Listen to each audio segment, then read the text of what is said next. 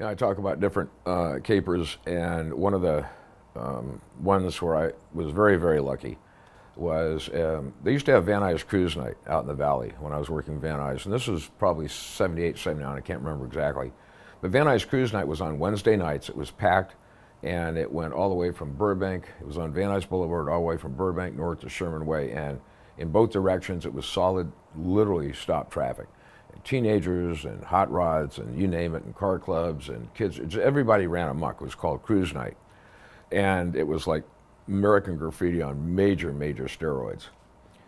During the 4th of July, though, they had a similar, and I can't remember what day of the week it was, if it was Wednesday or not, but during the 4th of July, I'm out there. I think I was working with, at the time, a guy named Rob Lerner.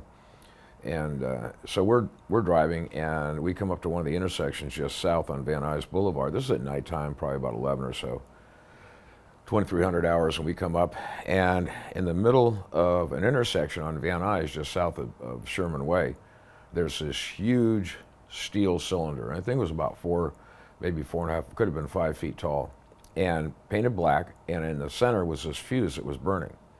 And a fuse about that long, and it's sparkling and everything else, and all these people are standing around watching it. And so Rob and I pull up in the black and white, we look at this thing, okay, that doesn't seem right, so we walk over and knock out the fuse and decide, this is, what a ridiculous prank. So, like a couple of moronic idiots, we pick this thing up and put it in the trunk of our black and white. So we take this thing, drive back down to Van Nuys Station. I walk into the watch commander's office. I think the guy's name was Charlie Meter at the time. I tell him what we've got. And Charlie's an old-time guy. I mean, that guy must have come on in the 50s. And he looks at us, well, I just take that thing, and you know what? I know where we can put it for right now. We'll call the bomb squad just in case, but let's take that and let's put it outside the station. So we back the car up, and what happens is if you go to Van Nuys Station on the outside, coming in from the west, you have a set of stairs going up to the main desk. You're into the main desk of Van Nuys Station. So just off to the right of that, there's an overhang. And we had had a bunch of floods and so forth, so there was a bunch of sandbags that we had. So we take this thing out and we put it down. In fact, that very area where I was going to stand ultimately with this thing, if you go to John Hertzfeld's movie called 2 Days in the Valley, which is a really funny movie, and some parts of it are really emblematic of policemen in Los Angeles at the time. But if you go there, you're going to see a scene outside of Van Nuys Station with Charlize Theron. And if you look, you'll see the steps going up to the left, and you can see that little overhang that I was underneath. And that's where I was standing with this thing. So I take this thing, and we put it down, and we get some sandbags, and we put them up about maybe, 2 feet high. It's really gonna do a lot of good. Now, the one thing you need to know about explosives is if you really want the full effect, you need to get it in a contained area.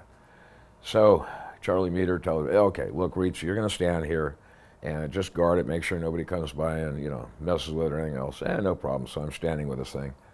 And you definitely want an enclosed area, because that way when it fraps into you, you're totally vaporized. You're not going to feel a thing. I mean, you're contained above, contained behind, and there's only one place for that blast, radius to go out, and it's going to emanate to the west. So it's going to make sure everybody out there gets frapped as well. So I'm standing there for about an hour, and sure enough, bomb squad comes up. First bomb squad tech, I can't remember who it was, walks up to me, looks down, sees this huge cylinder with this big fuse sticking out of it, and he tore into me. First, I'm gone. They evacuate Van Nuys Station. Everybody's out. I mean, it's like, uh-oh.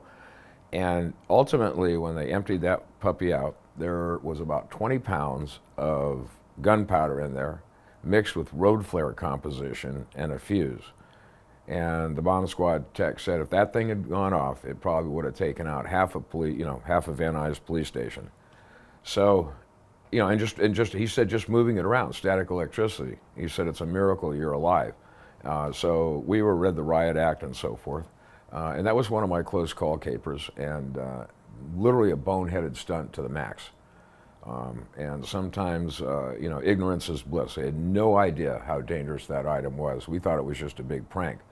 So for any officers in the future, you come across a huge steel cylinder with a fuse sticking out of it, stay away, call the bomb squad, don't pull an Uncle Scotty.